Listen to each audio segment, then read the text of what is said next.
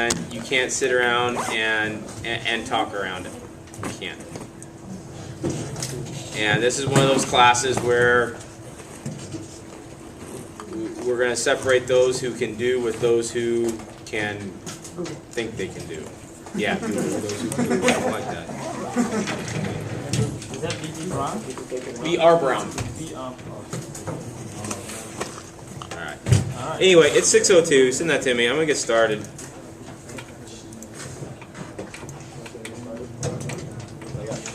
So, device security. Chapter 3 is going to be all about Lab 1. And when I'm done with lecture tonight, I'm going to actually, quite hastily, go through Lab 1. Lab 1 is going to be, should be, pay attention, you record, whatever.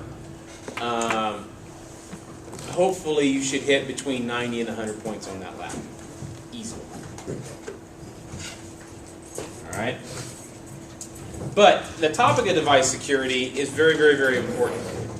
Because this is where we have the different security rings. And device security kind of fits right in here at physical and port level. Okay? Your communications port, your COM port, your auxiliary port.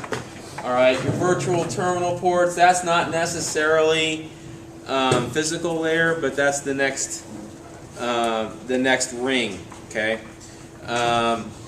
If you don't have a device that's locked down from a secure physical standpoint, anybody can walk up and take control of it.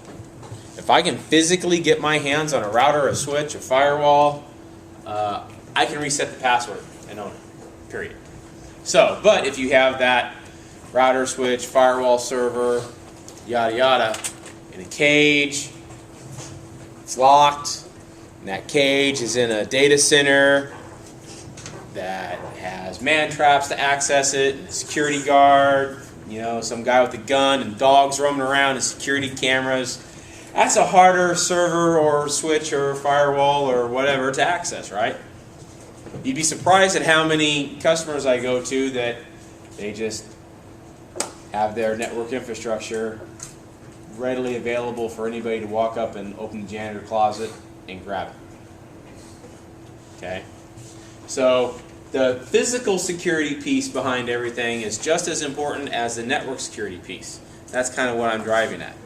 But device hardening also takes it to the next level because you want to be able to harden the device so that remote users or remote abusers do not have the mechanisms or means to take control of your network hardware.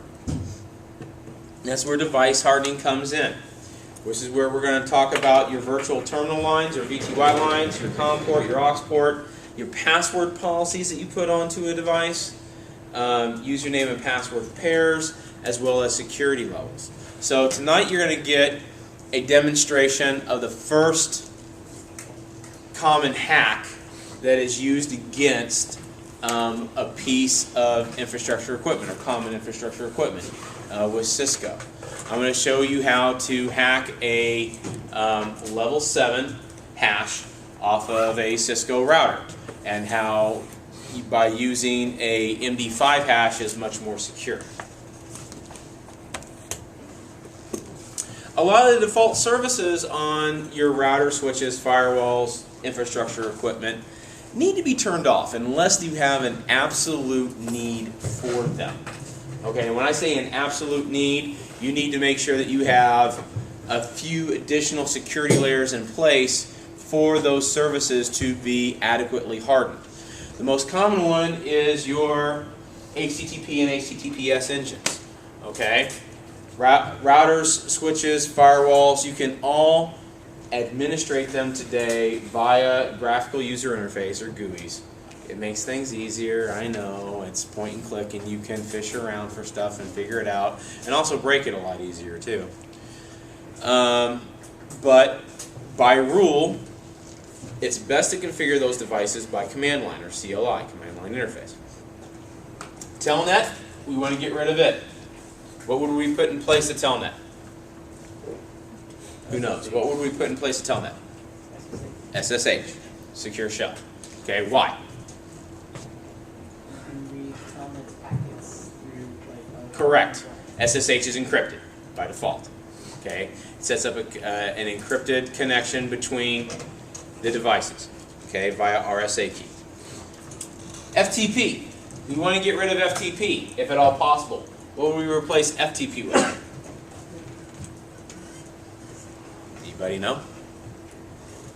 Secure FTP, which is the SSH equivalent of, Telnet. And we're going to talk about password types. Type 5s, which is type 7 and clear text. Type 7 is a less secure password type. Type 5 is for MD5 hash sums. And you never, ever, ever want to have anything in clear text. I'm going to talk about the service password policy that is default on all Cisco equipment, okay, and should be deployed. So, in setting up password encryption, service password encryption is your command. By default, in your configuration, you'll have a no in front of it. So you need to ensure that it is in place by typing service password -encryption. Okay? If you don't have that in your config, you'll lose probably 3, maybe 4 points on this lab. By the time you get to the final, if that's not in place, you'll lose a letter grade. Very important. Securing the BIOS. ROM-MON hardening, this is a little tricky. Okay? This is a little tricky. This is the only way that you can ensure that guys like me who can get their hands on, if they can get their hands on a piece of infrastructure equipment, can't change the password. I cannot put in a keystroke break sequence, break into ROM-MON mode, and change the password. This has to be done in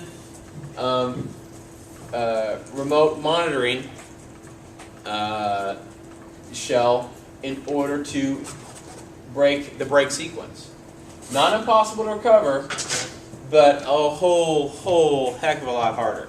You actually have to break open the box, switch out jumpers, and reset it from firmware. Okay, really hard. This is what the hackers at CCDC were doing 2 weekends ago, and really messing with some of the teams, because they would completely lock them out of their boxes, regardless if they tried to do a password recovery. And the only way to get past that is to reset a jumper in firmware. User accounts in iOS. This is the command sequence to set up a user, which is one of the questions on your first lab. Username, the username. Password, the password. Privilege, the privilege level. Setting the privilege exec commands, privilege exec level, all, pound, then command. Go ahead and look at that example on page 61. Also on page 61, how we lock down our virtual terminal lines. If you type in the line command, line space VTY space 0 space 4, which will bring up all 5 lines simultaneously for you to input commands.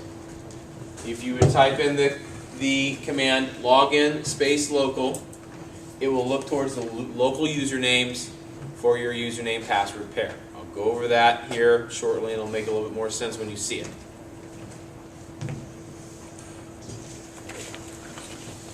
Your COM and aux port security. You want to still set passwords on these ports, regardless of whether you use them frequently or infrequently. Your aux port, unless you were going to have a modem set up for it, and what a modem would be set up on your aux port for would be out-of-band management, meaning I'm going to use a telephone, a modem, and dial into a router or switch or firewall to administrate it via command line. Now, I know that sounds very archaic. However, it is very secure. All right, it is not terribly hard to set up, and you can implement controls in that in which you can have the router actually call you back.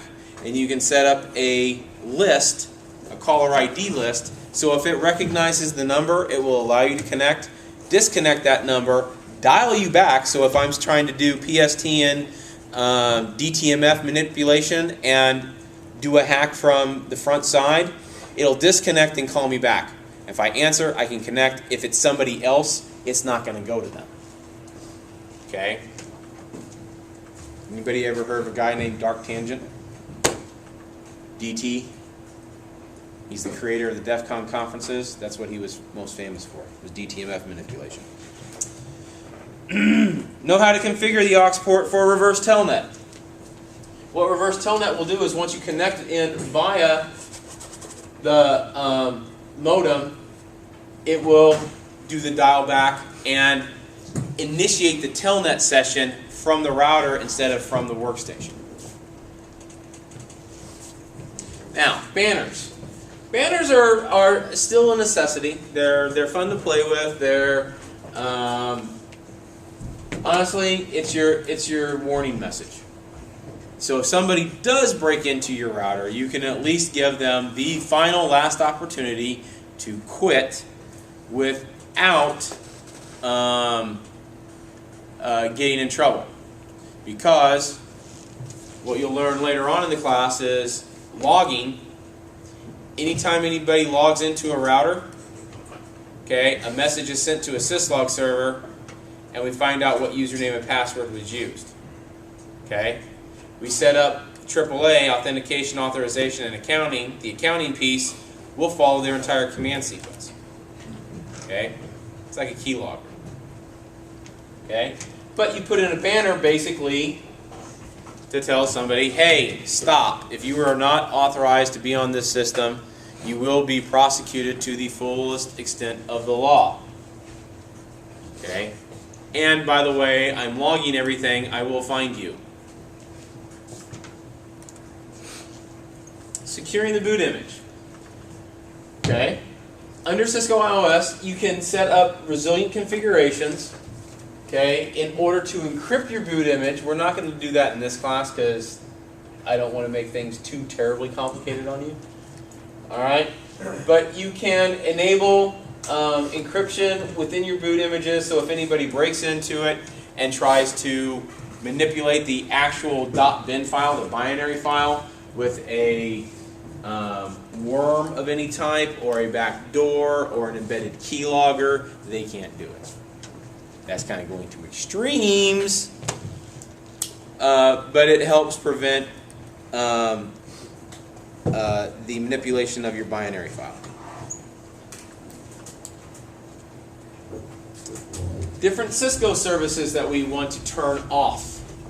Okay, Cisco Discovery Protocol. Cisco Discovery Protocol can be very, very helpful to both you, the administrator, and to a hacker. Because instead of having to, what we call, crawl the network with conventional tools like Nmap or Nessus or Armitage or something of the like, we can use CDP.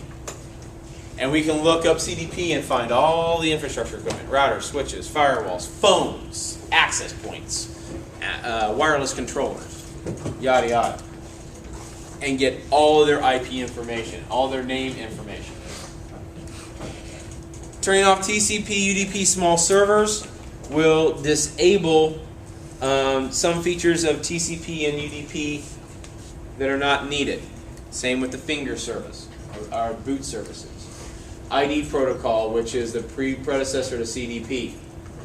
DHCP and BootP. Okay? This can be very important if you're running a voice network. Okay? Or if you are running a certain devices on your network that need immediate access to addressing. And then you don't want to mess around with a Microsoft DHCP service. I really personally do not like Microsoft DHCP. I think Microsoft has made it way, way, way too complex and too easy to manipulate. This is my personal opinion, it's not a best practice by any stretch of the imagination. I would rather see DHCP ran on infrastructure equipment or even better on a Linux server. Trivial File Transfer Protocol, TFTP, and File Transfer Protocol, FTP, should only be turned on if you are hosting images on a router or a switch that have IP phones connected to them, such as your phone loads, your phone firmware. Okay, and that's the only time you would have that on there. And auto-loading commands. All right, auto-loading commands are to tell the router where to go get its firmware, where to go get its configuration. You can manage it to the level where you have everything centralized in one server. It may be taking it a little far, but it gives you tighter control when a router, switch, firewall reboots. ARP, proxy ARP, and gratuitous ARP, address resolution protocol. ARP is very, very malleable, especially on switches. We'll get into that when we talk a little bit about layer 2 security, as we will with directed broadcast, redirects, mask reply, ICMP unreachables, SNMP, network time protocol, and HTTP, which we've already touched on a little bit already. There are certain things that you want to turn off on interfaces, and these are all related to interfaces with the exception of the last 3. We don't want to allow the manipulation of ICMP. Okay, ICMP is great. I'm sure we use it all the time to find out if Google is up, or if CNN is up, or if we can see our gateway. That's great. That's echo. That's just one single flag within an ICMP protocol header. All these other different pieces within ICMP can be manipulated for bad things. Okay? The easiest way to take care of that is to take out ICMP unreachable on your interfaces, to take out IP directed broadcasts and IP redirects off your interfaces, and IP mass reply off your interfaces. It's not going to break anything, all right, especially on a local network, but it will make your network more secure. SNMP, for those of you who just got out of 437, what version of SNMP do we want to run by default? 3.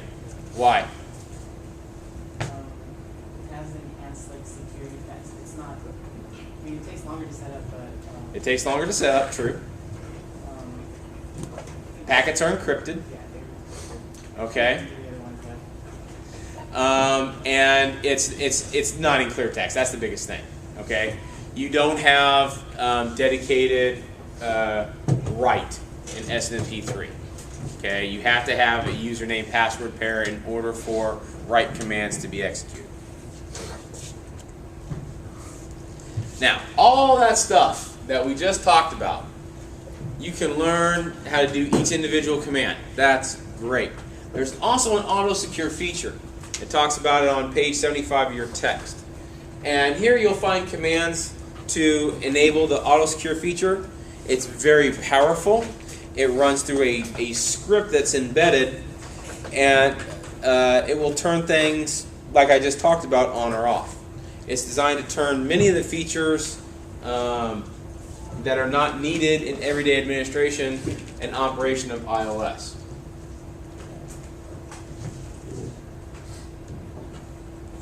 So I'm sure you have questions. So if you have a question, shout it out. I'm going to get into the GNS3 portion of tonight and what you're going to need for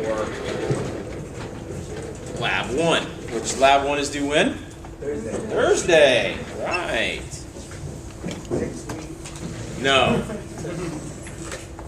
Wrong answer.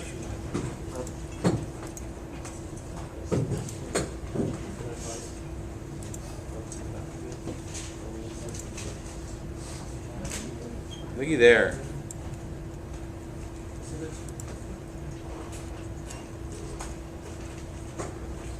Love it. An hour and 12 minutes. Nice. All right, cool. Enough of that.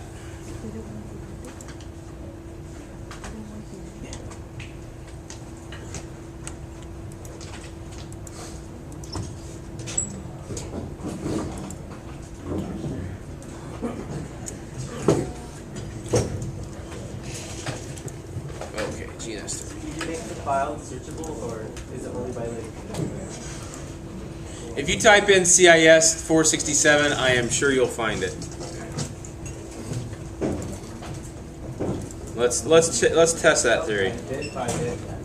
You got it? Yeah. 30 minutes for an hour. Work. It was able to upload the whole hour. That's what I was. Part 1, Part 2. The whole hour one is the one up there, the middle one. We want to take one or watch the entire. Nice. Part 3.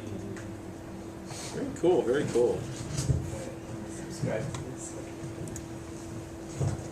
So make sure when you post it up there, that's chapter 3 we're doing tonight. Chapter 3/lab 1. Very cool. All right, so back to the lab here. So tonight what we're going to go over, this is lab 1. We're going to lock down a single router. I'm going to pull over a 3745 in GNS3. We're going to console to it, give it a host name, I'll probably make one user, show you how the password encryption works. We'll set up an interface. We'll set up an IP on that interface, default route. I will go through how to set up DHCP. For those of you in 347, that'll be a refresher. Standard access lists. Went over that last week. May do one real quick, but from a different IP. Now I'm going to set up the router to use Telnet on the VTY lines. This will be the only lab that you get to do that on. I will also set up the router to use SSH, which is very important that you take note of because you need to do that moving forward. We're going to lock out the aux port, disable the HTTP engine, disable Cisco Discovery Protocol system-wide. I'll also show you how to do it on a per interface basis. So let's get started.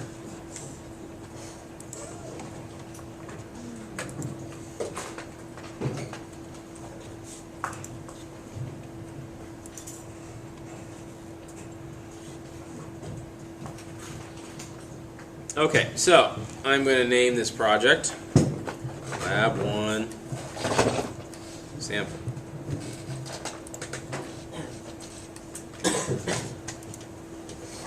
And I'm going to pull over a 3700.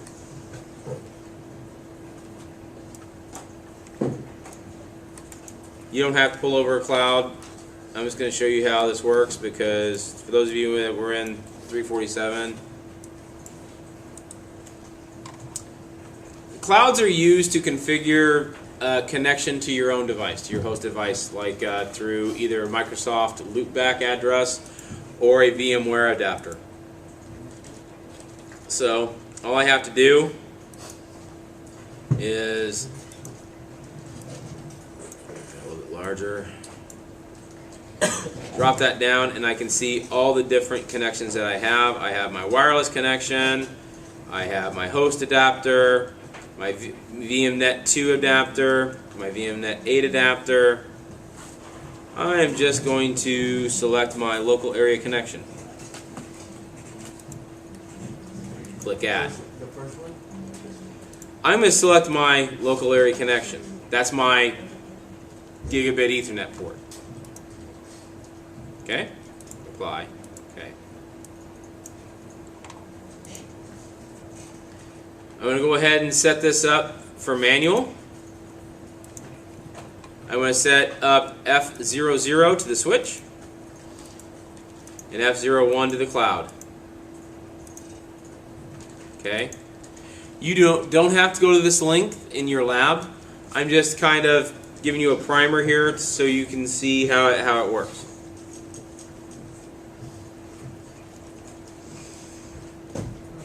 Now I'm going to turn the router on. Green up.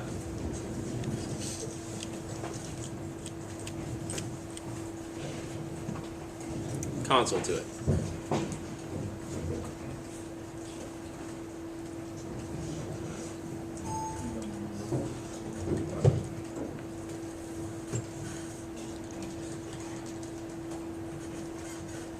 Okay, it comes up and it already has a host name of R1. So, to get into privileged exec mode, what's the command I use? Enable, or just EN for short. Now, if my host name was, say, router, if I wanted to change my host name back to router, what would I have to do? No, I have to go into a configuration mode called global configuration mode. How do I get to global configuration mode? Config T or conf T. Now I use the host name, and as you can see, my prompt changes. Okay? I'm going to change that back to R1.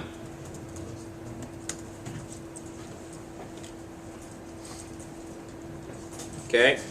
So, we're 20% done already. We've created a router in the console. Okay? It has 2 Ethernet ports. And I gave it the host name of R1. 20% done already.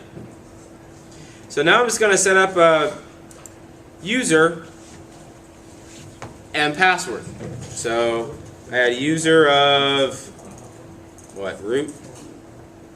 Oh, admin and Cisco. So to set up a user, you use the command user, which is short for username. Then the username, which in this case is admin, and then the password, our pass for short, which I'm going to make the password Cisco. Alright? And he has privilege level 1. So, if I ever get confused on a command, what's the keystroke that I use? Question mark, and that's the help, right? So user. Privilege. So admin, I'm going to give him a privilege of level 1 and a password of Cisco. Alright? Now if I ever want to look and after I put a command into a router and make sure it took or inspect it, but I'm in global configuration mode or interface configuration mode or router configuration mode or line configuration mode, how do I look at my show configuration? Do show run. Now if I was just in privileged exec mode where I have the pound sign, would I use the do command? No, I just type in show run. So, see that right there? We're going to come back to that in a second. Password encryption. There, you see my username, admin, password, 0. Okay? Reason why it doesn't show a privilege? Because privilege level 1 is default. Oh. Alright, privilege level 1 is default. So here's what I'm going to do. I'm going to put in the command service password encryption. I'm going to do show run again. This time I'm just going to hit the up arrow twice. Now you see password encryption has been invoked. So let's look at the user again. Hey, I no longer see Cisco, do I? And that 0 has changed to a 7, right? That's pretty cool. That's really cool. Alright, we're going to come back to that. Keep that in mind. Let me get through the rest of lab 1. Alright? So I want to set one interface with that IP address. I'm going to make that the inside address. So that would have been fast Ethernet 00 because it's connected to switch port 1. So I'm going to go to interface fast Ethernet 00. My prompt changes to the interface configuration mode. And I'm going to type in the IP address, or I'm going to create the IP address, which the command is IP add 192.168.20.1.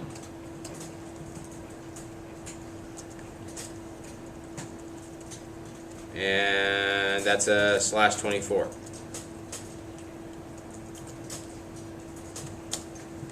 So there it is. Now, am I done with that interface? No. What do I have to do? No shot. Why do I do no shut? Turn it on. Because I turn it on. Very good. You guys good at this stuff. Excellent, excellent. Good job. All right. There. The interface came up. Set the other interface, or the outside interface, to that. So that's going to be Fast Ethernet 01. So int f 0/.